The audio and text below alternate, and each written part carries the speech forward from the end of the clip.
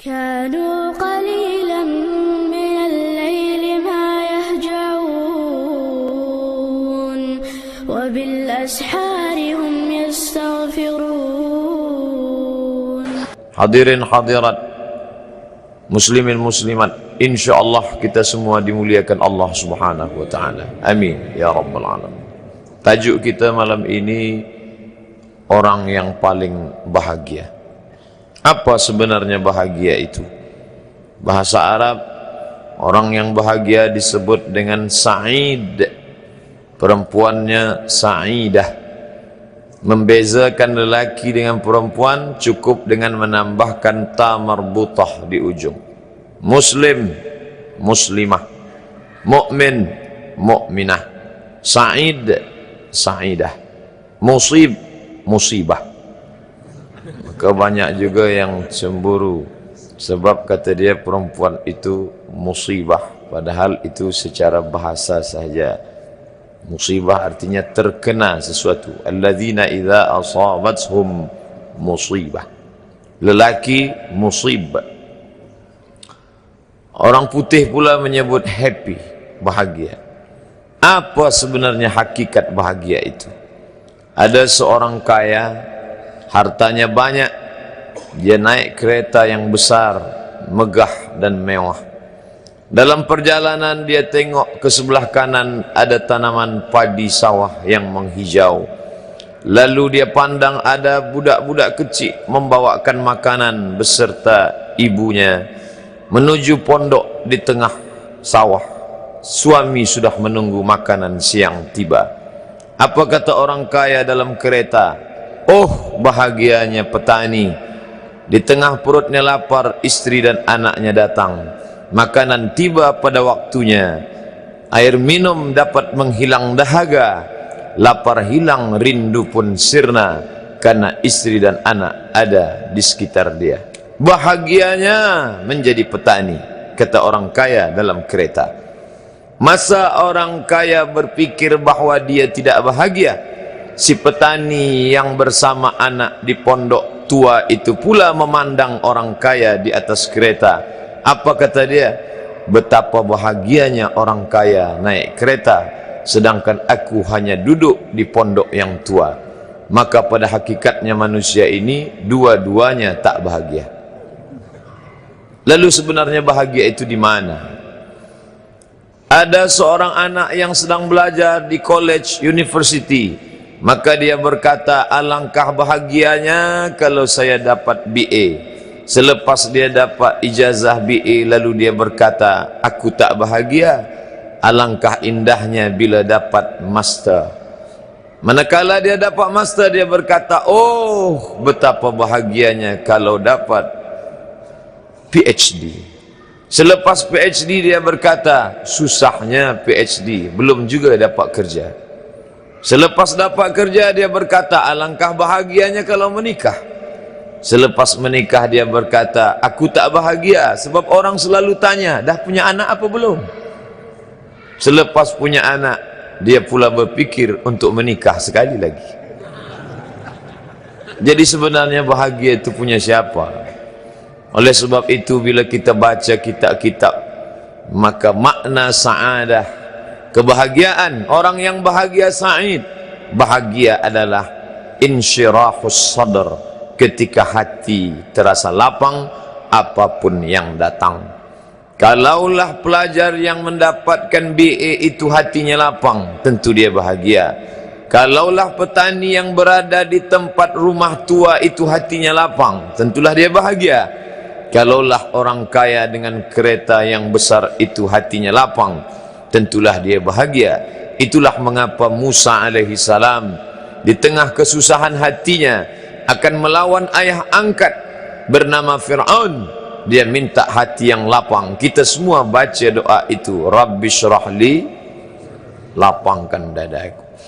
Itulah mengapa kakinya pecah berdarah, giginya patah, pelipisnya pecah meneteskan darah, tapi dia tersenyum bahagia kerana hatinya lapang. Allah sudah lapangkan hatinya. Apa kata Allah untuk dia? Alam nasrah laka sadrak.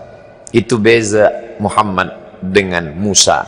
Musa meminta, Rabbi shrah li sadri wa yassir li amri wahlul 'uqdatam min lisani yafqahu qawli. Sedang Muhammad tidak meminta, belum meminta, Allah dah bagi pada dia.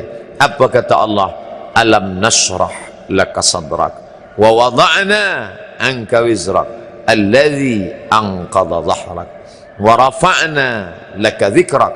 Bila kau dalam keadaan susah, dua kali Allah ulang, fa inna ma'al usri yusra, inna ma'al usri yusra.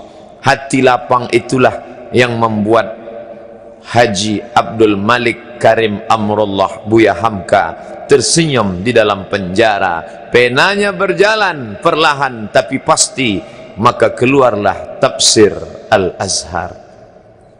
Hati yang lapang itu juga membuat Said Qutb tersenyum menghadapi tiang gantungan, walaupun dipenjara oleh Gamal Abdul Nasir, tapi sebelum kematiannya sempat pula menulis tafsir fi zilalil Quran, di bawah naungan bayang-bayang Al-Quran. Apa kata Said Qutb dalam muqaddimahnya? Al-hayatu fi zilalil Quran ni'mah. Hidup di bawah naungan bayang-bayang Al-Quran itu nikmat. La ya'rifuha illa man zaqaha. Tidak ada yang boleh mengetahuinya kecuali orang yang pernah merasakannya. Maka bahagia adalah ketika hati terasa lapang. Bila kita nampak raut wajah orang yang tenang cerah, maka ketenangan bukan pada wajahnya. Bila nampak orang melangkahkan kaki dengan tenang penuh wibawa, maka ketenangan bukan pada kakinya. Bila tampak ayunan tangannya tak tergesa-gesa, maka bahagia bukan pada tangannya. Di mana letak bahagia itu? Ala fil jasadi mudghah. Ketahuilah dalam jasad ada segumpal, ada sekepal, ada sesuap. Idza salahat salahal jasadu kulluh. Kalau yang segumpal itu baik, maka yang lain ikut menjadi baik. Wa idza fasadat fasadal jasadu kulluh. Kalau yang segumpal itu rusak, maka dia pun ikut menjadi rusak. Yang segumpal itulah yang mengendalikan mata, telinga, tangan, kaki.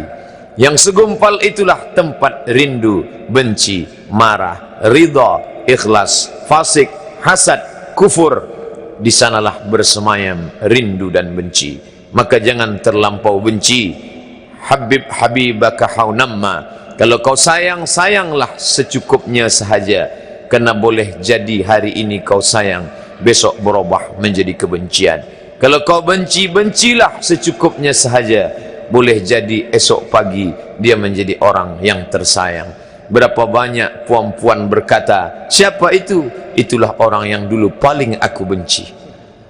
Tapi hari ini masih ada juga benci, tapi tak banyak. Oleh sebab itu maka dijaga dia. Yauma la yanfa'u malun, hari itu tak ada guna harta, wala banun, tak ada guna anak, illa man atallah, kecuali orang yang datang menghadap Allah biqalbin salim, dengan hati yang salim. Qaf lam ba, qallaba, berbolak-balik. Qallaba, tidak selamanya bahagia. Kadang pagi hati tenang, petang datang dia pun susah. Kadang pagi hati lapang, petang tiba dia pun gundah. Maka apa yang dapat menolong? Ala bizikrillah, ketahuilah dengan banyak menyebut mengingat Allah, tatmainnul qulub, maka hati akan menjadi lapang. Qalbul mu'min baina asabi'ir rahman, hati orang beriman berada di antara jari jemari kuasa Rahman. Kalau dia hendak, dia balikkan yang senang menjadi susah. Kalau dia berkehendak yang susah, dia balik menjadi lapang. Berapa banyak orang yang tampaknya mungkin kita kata dia susah, tapi dia masih boleh tersenyum. Sebaliknya orang yang menurut pandangan zahir kita cukup segala, makan, pakai, tapi tampaknya kesenangan tak pernah singgah. Apa sebab? Kerana hati milik Allah. Dia ada dalam diri kita, tapi dia bukan punya kita. Lillahi ma fis samawati wa ma fil ard. Apa di langit, apa di bumi, milik Allah. Balikkan kepada Allah. Dari Allah, balik kepada Allah. Senang mengucapkannya, payah mengamalkannya. lebih sulit memasukkannya ke dalam hati. Oleh sebab itu, maka apa cara supaya hati menjadi lapang? Yang pertama, iman. Mesti ada iman, percaya bahawa dia ada walaupun tak tampak oleh mata. Dulu ada seorang filosof, dia berkata bahawa aku percaya dia ada bila boleh tampak oleh mata, disentuh tangan, didengar telinga. Tapi bila tidak dapat ditengok mata, dipandang mata, didengar telinga, disentuh tangan, maka dia tidak ada. Inilah orang-orang yang berfaham wujudiyah. Wujud ada, mikrofon ada, mimbar ada, orang ada, kerana aku boleh menatap dengan mata, mendengar suara dengan telinga, bersapa tangan dengan alat yang diciptakan Allah Subhanahu wa ta'ala. Tapi kita mengenal dia bukan kerana rupa. Bahkan bila kita pejam mata nampak berbagai macam rupa, itukah dia? Bukan. Walam yakul lahu kufuwan ahad. Bila kita pandang tengah malam tampak bermacam warna rupa, itukah dia? Ma khatara bibalik fallahu laysa kadzalik. Apa yang terlintas di hatimu, maka dia tidaklah seperti itu. Dia tak dapat dipandang dengan mata. La tudrikuhul absaru, dia tak dapat ditangkap mata. Wa huwa yudrikul absara, dialah yang dapat menatap mata. Jangankan dia, wajah kita pun kita tak boleh melihatnya. Siapa yang boleh melihat wajahnya? Sementara belum dijumpai cermin, belum pandai orang membuat cermin, orang tak tahu bentuk rupa wajahnya bagaimana. Sampai suatu hari dia dalam perjalanan panjang, dia tengok ada pohonan rindang. Lalu kemudian dia berteduh di bawah pohon rindang, menghindar dari panas terik matahari. Di bawah pohon rindang ada kolam air. Maka saat dia akan mengambil minum dari air kolam, disitulah dia melihat wajahnya. Oh, begitu rupa wajah di dalam air kolam. Itulah asbabun nuzul cermin. Muncul idea untuk membuat cermin. Maka di situ orang baru boleh melihat bentuk rupa wajah. Tapi cermin tak jujur. Telinga kanan dia kata sebelah kiri. Apa maknanya? Kalau hendak melihat rupa kita sendiri pun kita perlu kepada alat, apalagi untuk melihat Allah. Tafakkaru fi khalqillah. Pikirkan makhluk ciptaan Allah. Jangan kau pikirkan zat Allah. Fa innakum la tuqaddiruna qadrah. Karena kau tak akan pernah sanggup untuk memikirkan Allah. Berpikir tentang ciptaan Allah. Inna fi khalqis samawat, berpikir tentang langit. Wal ard, berpikir tentang bumi. Waqtilafil laili wan nahar, berpikir tentang siang dan malam. La ayat, itu adalah ayat-ayat, tanda-tanda kebesaran Allah Subhanahu wa ta'ala. Hati akan menjadi tenang kalau ada keyakinan tentang Allah. Tidak ada yang sah solatnya tadi kalau tidak diawali dengan keyakinan tentang adanya Allah. Alladzina yuqimuna shalah, orang yang salat. Wa yu'tuna zakah, orang yang berzakat. Alladzina yuqimuna shalah, orang yang salat. Walladzina yunfiqun, orang yang berinfak. Tapi coba pandang pangkal ayat. Sebelum masuk solat, sebelum masuk zakat, sebelum masuk infak, sedekah, yang pertama kali ditekankan adalah allazina yu'minuna bil ghaib. Surga ghaib, neraka ghaib, kiraman katibin ghaib, raqib atid ghaib, malaikat maut ghaib. Dan dia ghaibul ghuyub, yang maha ghaib di antara yang ghaib.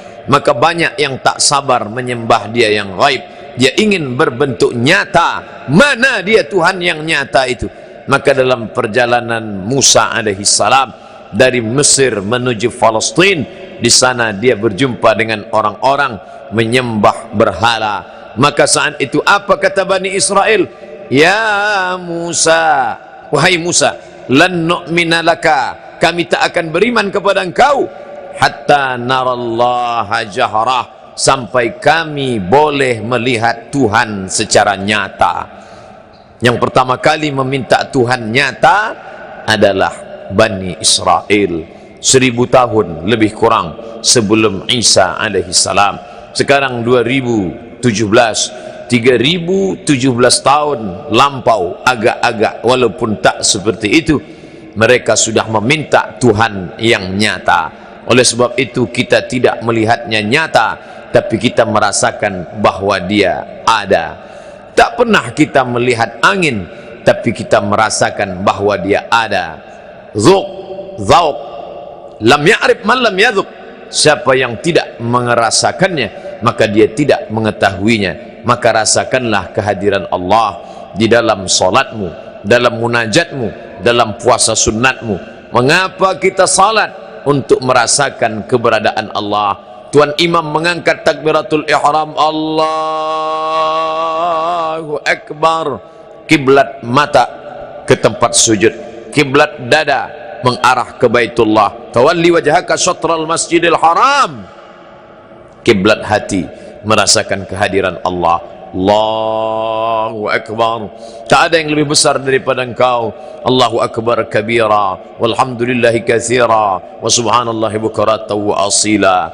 Aku tidak menghadapkan wajah kepada orang kaya, aku tidak menghadapkan wajah kepada penguasa. Kemana wajah ini kuhadapkan? Wajjahtu wajhiya lillazi fatara as-samawati wal ard. Kemana aku menghadap? Kepada Dia menciptakan langit beserta isinya. Aku tak ada apa-apanya di hadapan Dia. Kemudian dia baca Bismillahirrahmanirrahim. Aku banyak dosa, banyak silap, banyak salah, tapi Dia maha kasih, maha sayang. Aku datang membawa dosa sebanyak buih di lautan, sebanyak pasir di pantai, tapi aku yakin Dia maha kasih dan sayang. Bismillahirrahmanirrahim.